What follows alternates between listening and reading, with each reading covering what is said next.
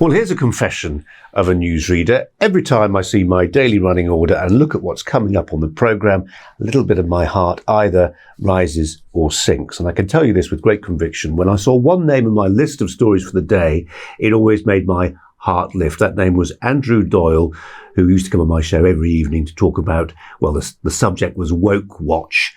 And he's still now here at GBNews and has his own show that he produces, but also continues to work as a writer, a very successful writer on free speech topics, but also, of course, as a stand-up comedian too. Andrew Doyle's alongside me here in the studio. Andrew, welcome to you, and thanks for coming in. Thank you for having me. I appreciate your time. And it's true.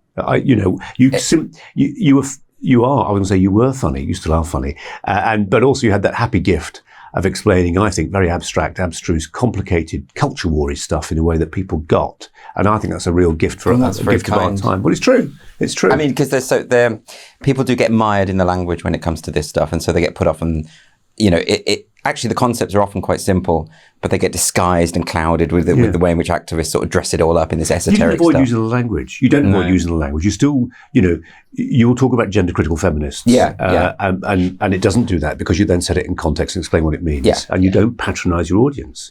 Oh, never. I always assume they're smarter than I am. That might not be true.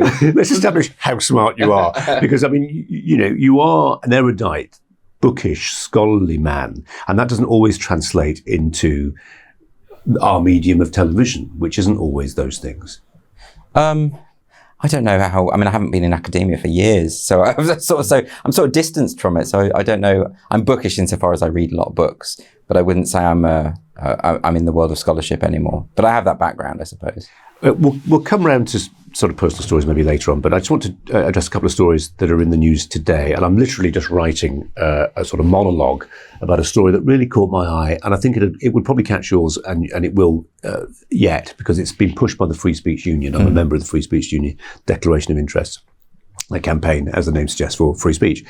There's a guy who is going to a tribunal today, and it will carry on tomorrow.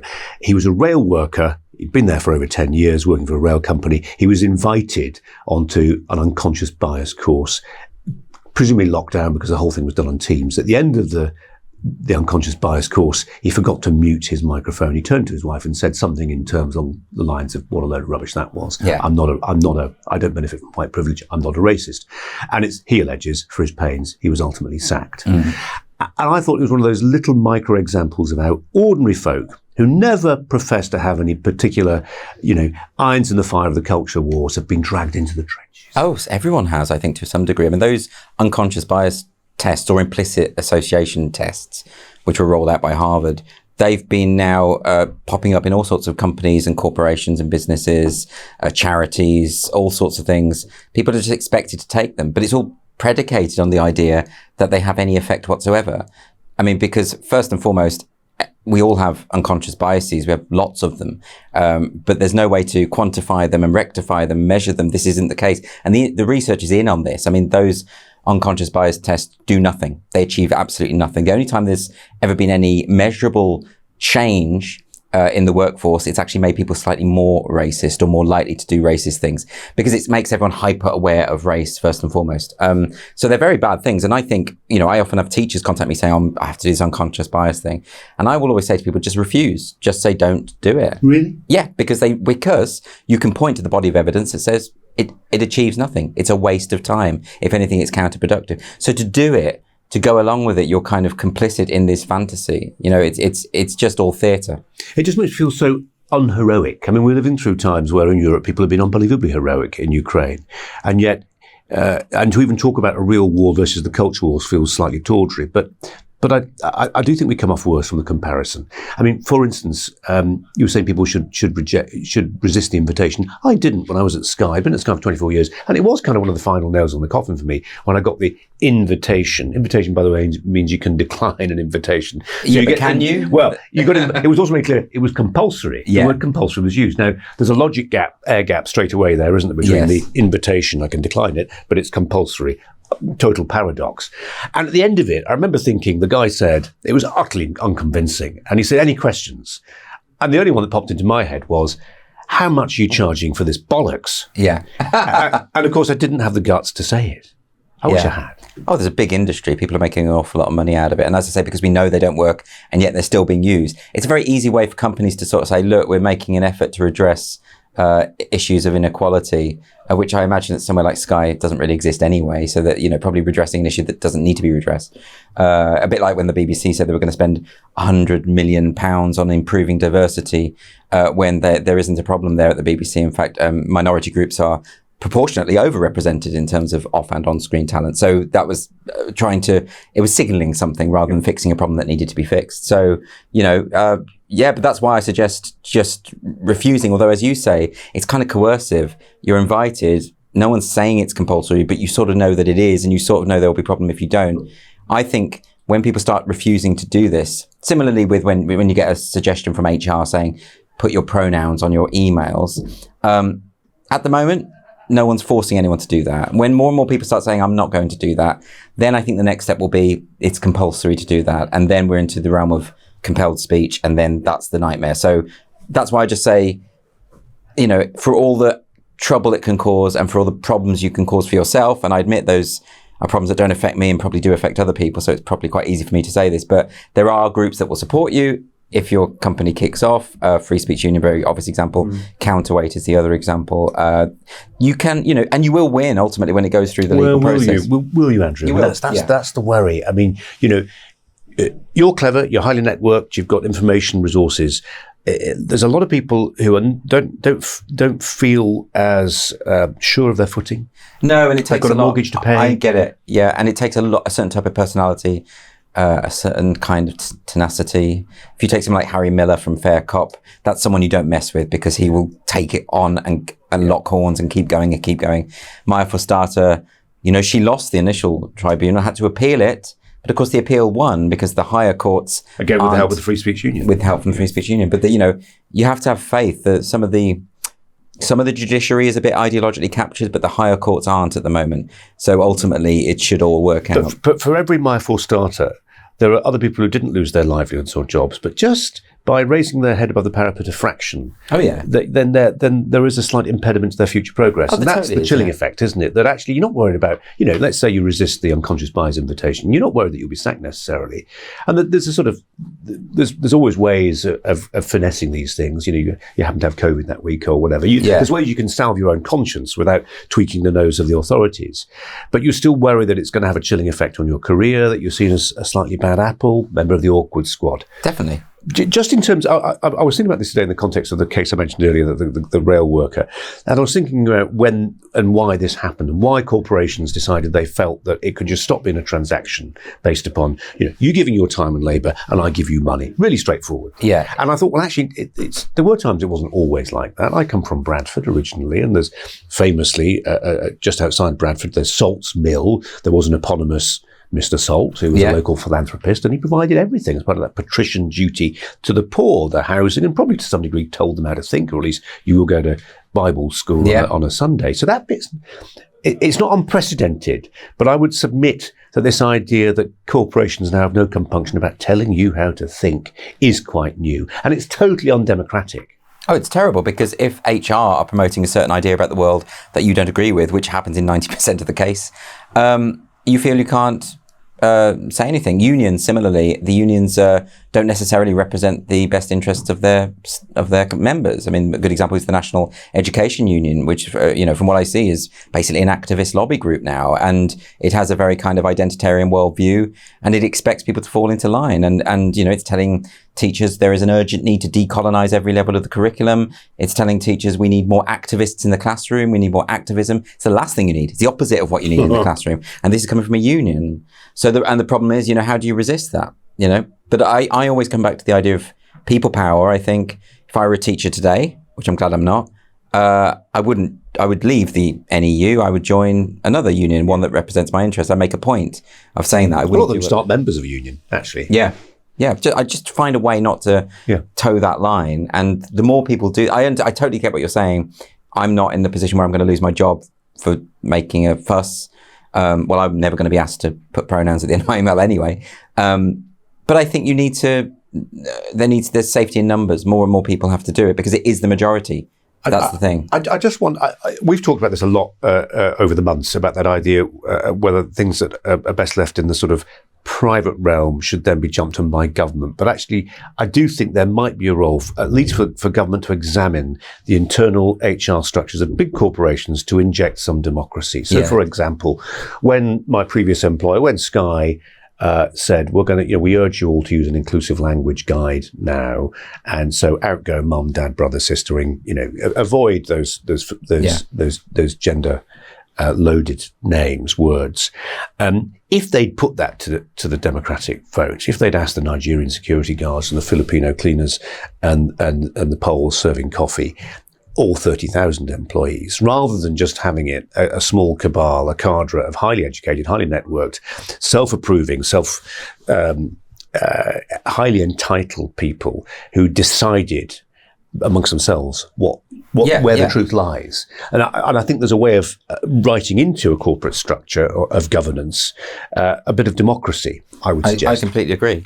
That's why I'm very pro-union in the sense that I think you need to hear the workers' voices in all of this stuff. And this of them. Yeah, and this actually does the opposite of that. It is a top-down, as you say, very entitled body mindset.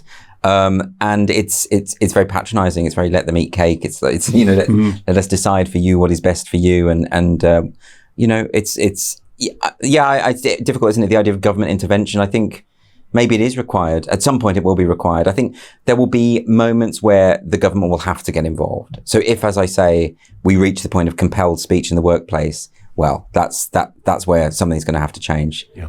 Can we talk a little bit about Twitter? Were you glad Elon Musk pulled it off? Yeah. For no other reason than Twitter needs a shake-up, right? So we have these huge tech giants that completely dominate. It is an oligopoly. They dominate the social media realm, and that can't go on because they are all in lockstep, ideologically speaking, and they're becoming so brazen now. Ever since the ban on Trump from Facebook and Twitter, in the week following Trump's ban, thousands and thousands of right-leaning accounts were purged. I mean, it was just very clear what was going on because they were completely emboldened. They'd got rid of the sitting president and they got away with it. Yeah. And so they kept going. And then there was the Hunter Biden laptop story, locking the New York Post out of its Twitter account for sharing a story that turned out to be true, right? Because it was inconvenient to those who were supporting the Democrats in the run-up to the election. It's about as close to election interference as it can come, I think. And even blocking people from sharing the article. And this is the New York Post, founded by Hamilton. This is not a blog in the corner of the internet on the dark web or something. This is a major publication. So, I think something had to be done.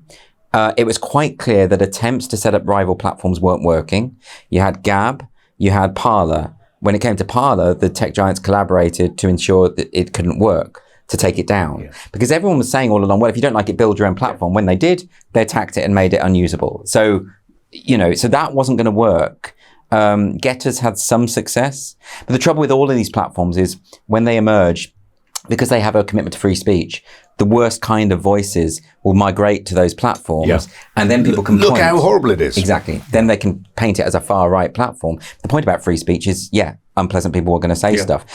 But the way to handle that would have been if lots of left-leaning people, liberal people, would have gone to those platforms as well and drowned those out, because those voices are a huge minority. But that's not what happens, because activist publications like The Guardian, like The New Statesman, will pick out those few random tweets or posts and say that's what the whole platform is. And that's what they do. They misrepresent it. So it couldn't work that way. It was never going to work. So the only way was really for some benevolent dictator to take over. But for me, there is a whiff of a parable about the whole thing, that at the end, the irony of a company that actually wrapped itself in this fuzzy duvet of morality, but actually was at the end of the day just about making money and squashing the opposition, as you just said. But then its salvation in our minds, or its damnation in the eyes of those who are unhappy about it, comes in the form of somebody who is the very acme of capitalism. And so it feels a bit like a parable. There were those people saying that when Musk took over, before he could look under the bonnet, the algorithm was tinkered with, and therefore you had people like Donald Trump Jr. saying, I've got 87,000 extra followers in a day, I can't possibly account for this. They've shifted the algorithm. Something happened. We don't know what happened because Twitter has always lacked transparency. That's been one of its major failings. I suppose the theories are that if Musk comes in and asks for the details of their policies to be revealed, something might be exposed. Maybe they're undoing a lot of work. I mean, we already had Jack Dorsey admitting that shadow banning was a thing. They did do that, and that means that if they don't agree with you, they will hide your tweets. Let's just be Catholic about this and just assume there's some people who do not know what shadow banning is. In brief, it's what? It's where you tweet, but no one can read it. Because the way that you read tweets is they pop up on your feed, which are the people you follow. If you are shadow banned, if someone is shadow banned, you won't see those tweets. So that's why they don't get retweeted or liked or seen. Right. So it's you can be you're basically tweeting into a vacuum. Yeah. And no one sees. You think you're tweeting and you think it's all going as planned. What you don't know is no one can read it. That's shadow banning, and that's they said they were going to stop doing that. There's been plenty of evidence that they still did. This is the problem they can do with them. Well, this was one of the great things you say. It's like a parable. One of the best things about it is that since Musk has taken over, you've seen the hypocrisy. It's exposed the hypocrisy of the people who had always said for years, well, Twitter's a private company. It can ban whoever it likes. It can censor whatever it likes. It's fine because they're private, And then now Elon Musk owns it. They're saying, oh, well, hold a minute, that's different. Because maybe someone who doesn't agree with them might control it. And so their principles go out the window because they don't have any principles. So that's been quite good to see that. But I think there are some basic things that he could do to make Twitter better. One of them is transparency. Firstly, draw up a terms of service that makes it clear when you violate the terms of service, rather than banning accounts, sending them emails saying, you've broken our terms of service. And when you ask why, you get another automated email saying you've broken our terms of service. People don't mind when they knock the ball out of court, but they need to know where the court lines are, don't they? Yeah, because then, of course, you start suspecting all sorts of things. And sometimes that suspicion can run to conspiracy theories and all sorts of other things. So it's not good for anyone. So we just need to know what their terms of service are. They need to stop shadow banning. He needs to allow free speech on the platform. If he can do that, then it will be a milestone. It's not like setting up a new platform which can be attacked and destroyed. Twitter is already too established. By having it run by someone who has an authentic commitment to free speech, it could make all the difference. But I say all that, I don't know if it will. It probably won't. But there's the hope there at least. Can't get any worse. What's one of the really unusual things about you is your ability to have a foot, deeply in Twitter through Titania McGrath.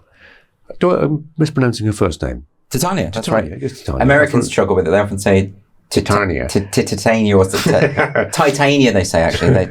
How many followers does she have? 700,000, I think. Wow. Yeah. Are you tweeting most days? I am at the moment. I go through patches where I just leave it for weeks on end. Yeah. I used to tweet 5-6 times a day in the early days. I was really into it. Yeah.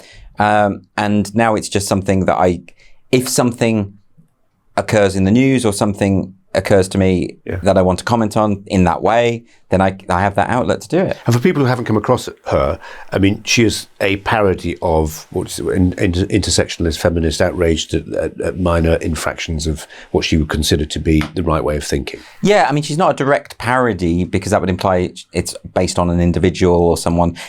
She is a satirical representation of that kind of identitarian Give us an mindset. example of one of your favourite tweets that she's made. That's you're just throwing that at me now. I don't know if I have a favourite tweet. So, for instance, she will say things. She will try and find skewed logic. So, for instance, yesterday. Let's just take yesterday. So, Dave Chappelle is attacked on stage, and her response that the fact that Dave Chappelle, this black comedian, was attacked on stage proves that Chappelle's comedy incites violence against minority groups.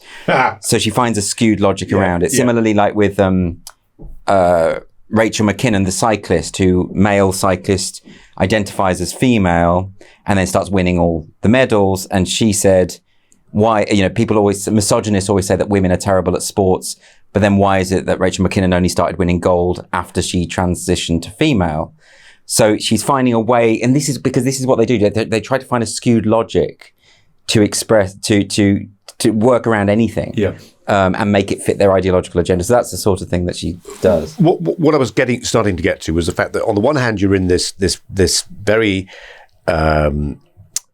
it's almost solipsistic medium. You know, you're at your laptop, but also you're fighting a good fight in the old-fashioned way that goes back to, you know, ancient Greece and men standing in front of a large crowd, practicing rhetoric, and persuading them as to the merits of their argument, often through humour.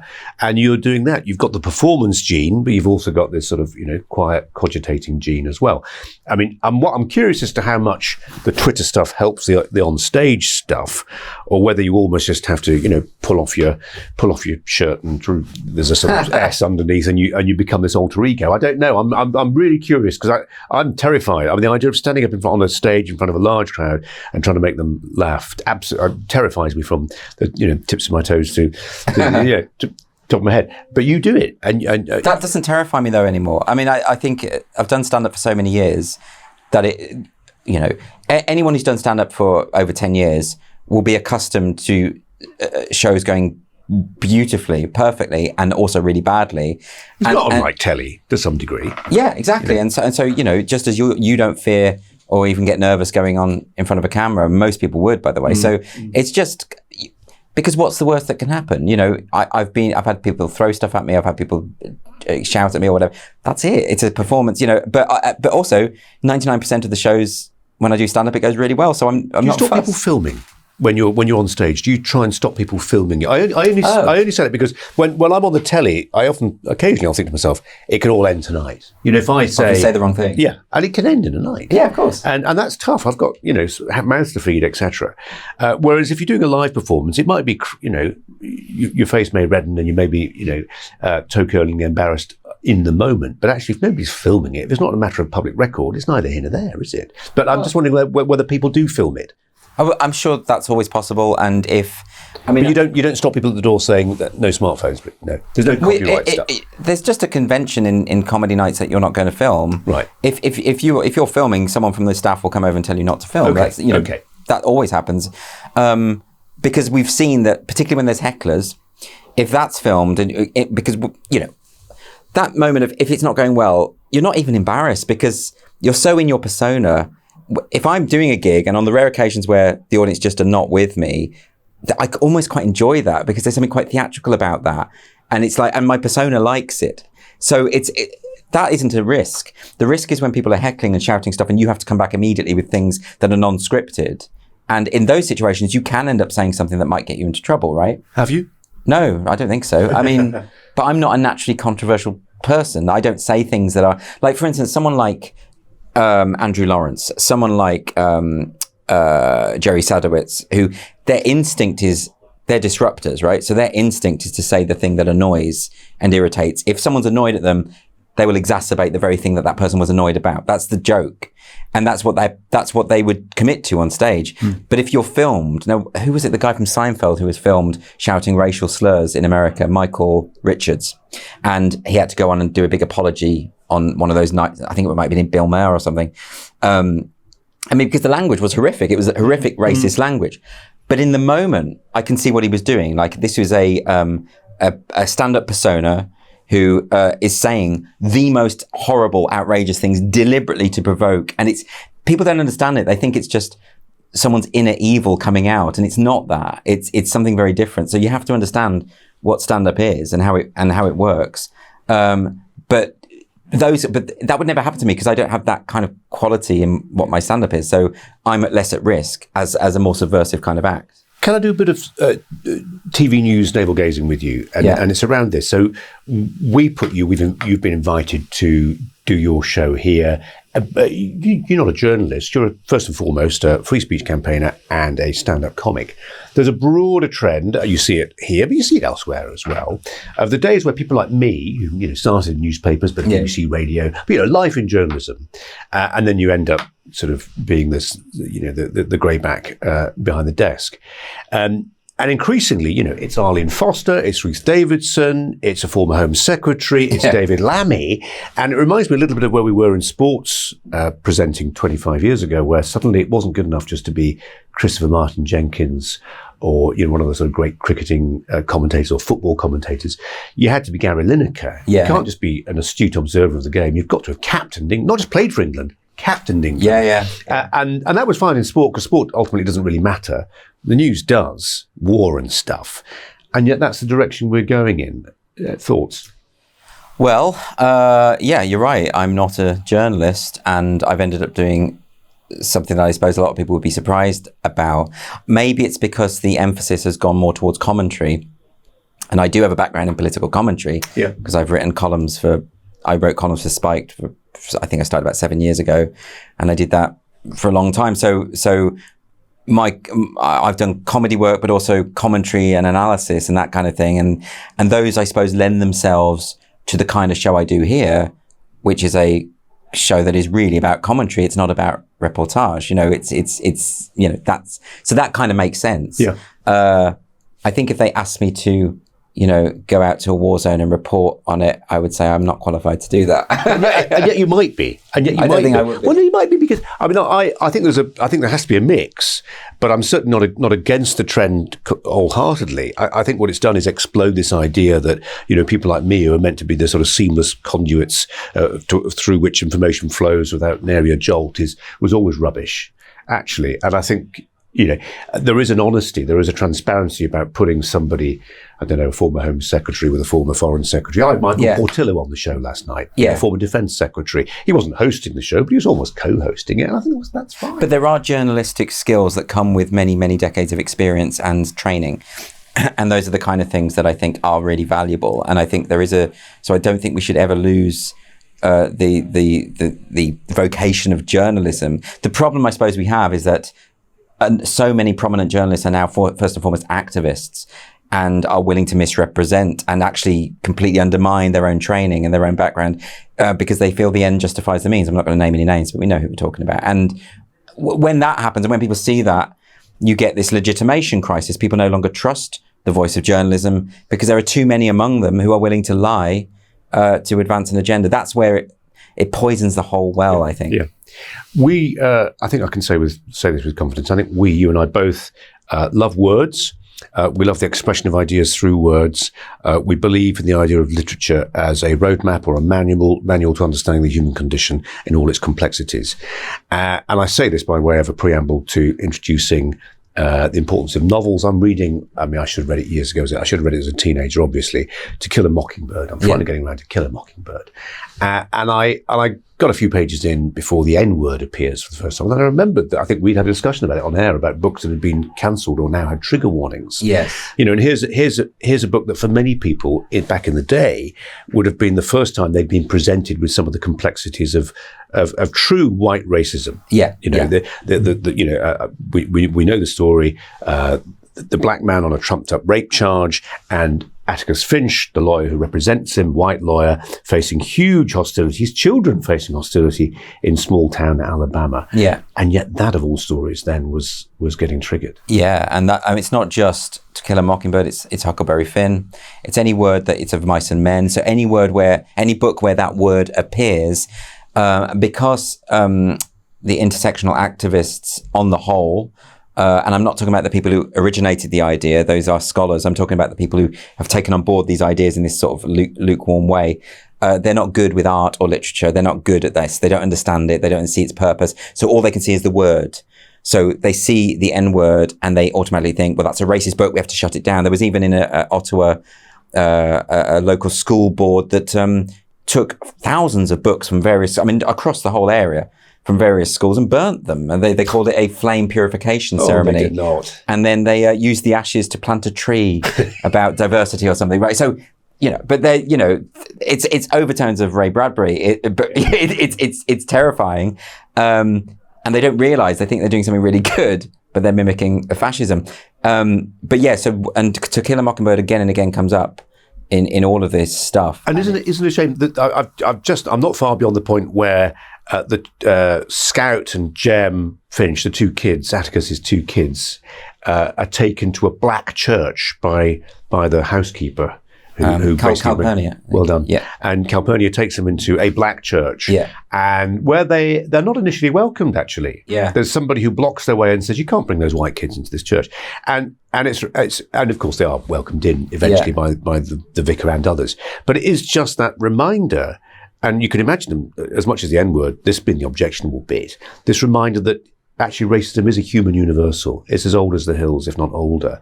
And people will be racist to people who are not of their skin colour. And so explicitly, regardless of who they are. And so explicitly, the book aims to expose that. And what Atticus explicitly says it about you can't know someone else unless you walk around in their skin. And it's such a powerful message. It's such a powerful book. It's treated so well. And the idea that, I'm surprised that, in a sense, the book hasn't been cancelled for following the Me Too movement, insofar as Me Too was all about believe the victim. No matter what, yeah, always believe the victim. Oh, sorry, I nearly laughed at a fictional rape. You've got to be careful, right? Well, right. So this is a woman who is crying rape on a black man falsely, right? Much like the Emmett Till situation. So.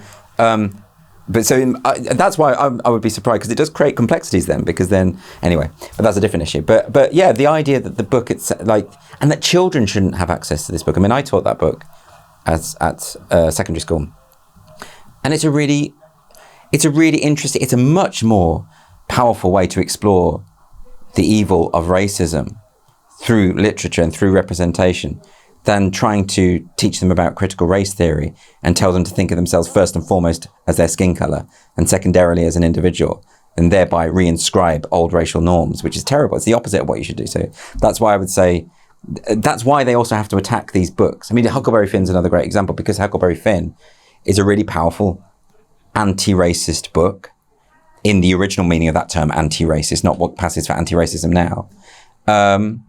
And is a satire. It's a great way to expose it. You've got all these adults who think they're pious, God-fearing, good Christian people, and they're exploiting their fellow human beings, trafficking them, and it takes a child to see through it. And there's something really powerful about the fact that it's in his voice. It's great, and it's a really good, and kids love that book. Mm. But that too has, a lot of people have scotched it. But as I say, it's about standing up against it, I think. If I was still a teacher and I was told from up high, you can't teach Huckleberry Finn, you can't teach Mice and Men, I would say, I'm going to, so you'll have to fire me. Because that's the way. I had a head teacher telling me I couldn't teach any novel with a gay character in. And I said no, and so I resigned from that school. Wow. And that was not that long ago. But she was a fundamentalist Christian headmistress of a school. She's still the head of a school in London. I'm not going to name names to settle scores, but my impression was she doesn't much like gay people. And I was like, I don't mind if you don't like gay people, that's your private business. But when you're trying to change school policy and what I can teach as a literature teacher on the basis of your personal prejudices, I don't want to work in that school. So I didn't, I left. I come back to, and I'm always really curious, but in my sort of darkest moments at Sky, when I just thought this is not the institution that I joined, 20 years earlier. I'd left the BBC. It didn't fit, and I thought Sky offered an alternative ideological viewpoint.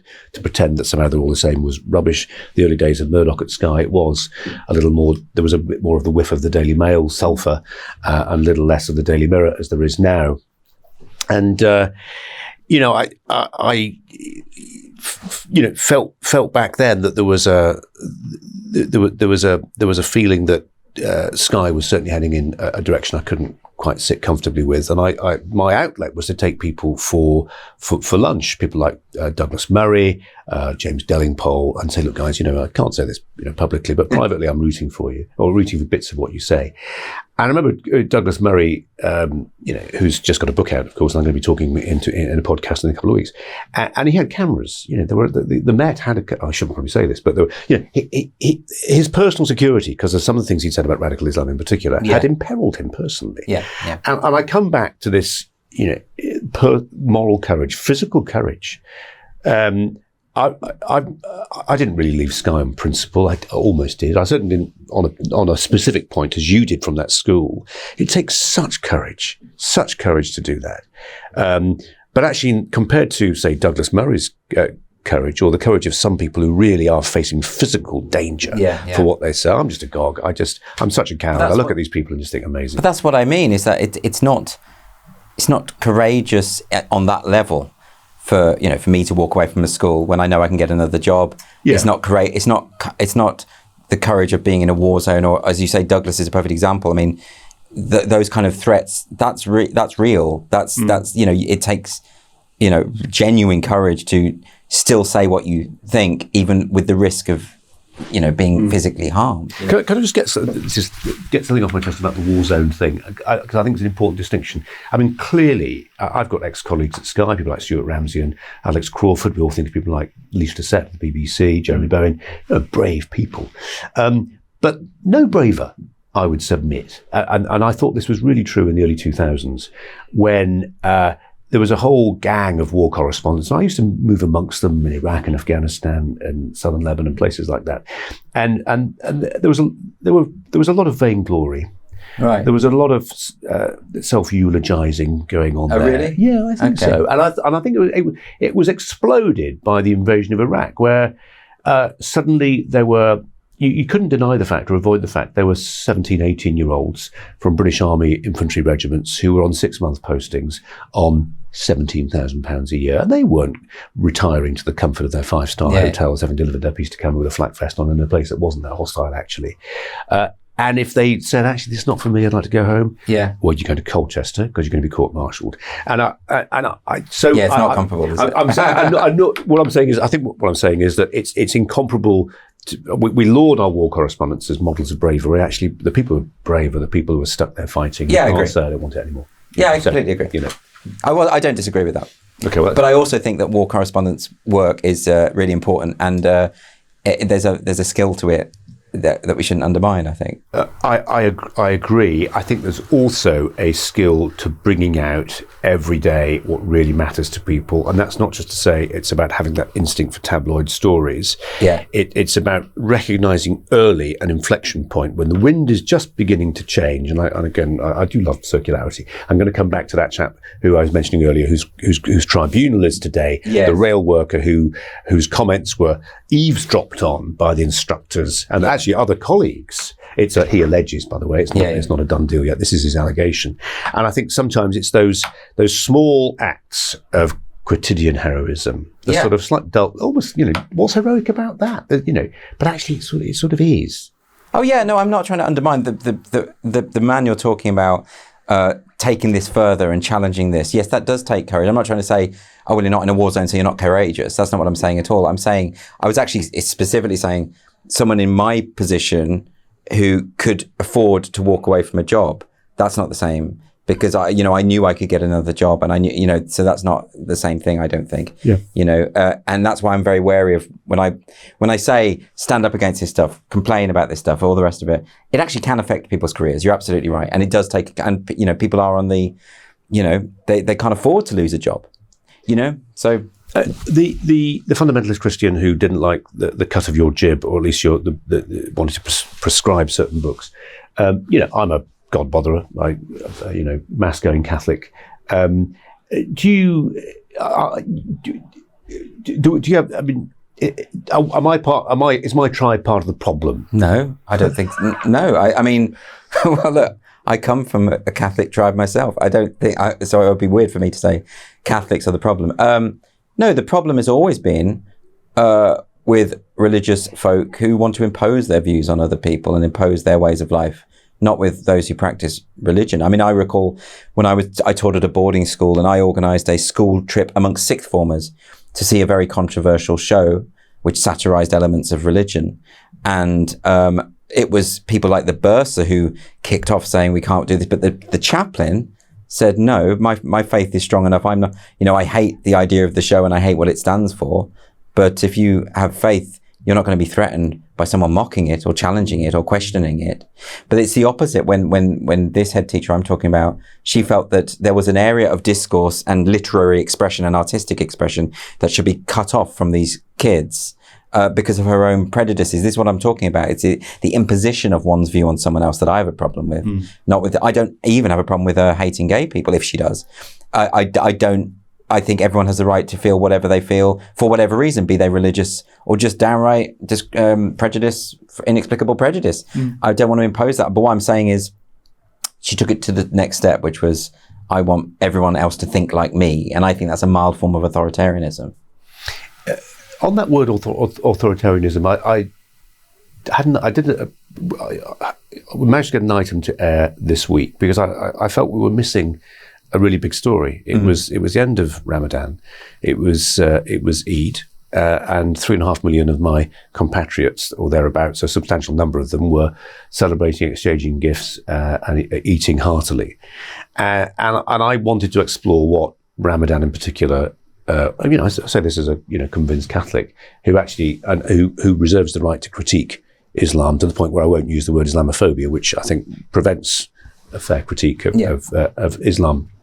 But I'm curious about the self-discipline required by a religious period like Ramadan, like Lent used to be. Yeah. And is it authoritarian? I'm trying to knit this together. Is it authoritarian for a belief system to demand of its adherents that they do something which I would submit to you and others is actually of great use? Heavens above, I did a story last night about galloping rates of obesity in this country. Yeah. And there was a raging argument about whether obesity is a disease or whether, let's not use phrases like willpower. It's not willpower, it's a disease. It's willpower, guys. To a great degree, it's about willpower. And you can learn willpower and you can be instructed in willpower from an early stage. And I would say many of our Muslims still practice that will to be abstinent and to fast for days on end.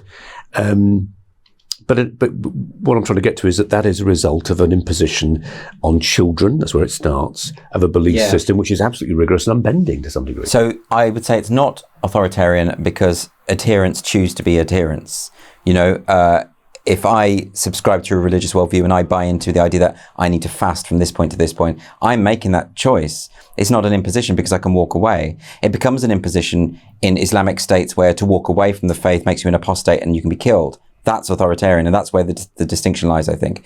The question of children is a complicated one, insofar as Richard Dawkins has made the argument, and I think it's quite persuasive, that there's no such thing as a Christian child, there's no such thing as a Muslim child. This is like saying that's a Marxist child, or, because you're basically saying this child has thought about the various ramifications of this belief system and has embraced it. And that's not true. As you say, children are, religious children are indoctrinated into that. And that's why so many later turn their backs on it. As you did. Yeah. Well, no, not really. I still believe in God, and I still go to church very, very rarely.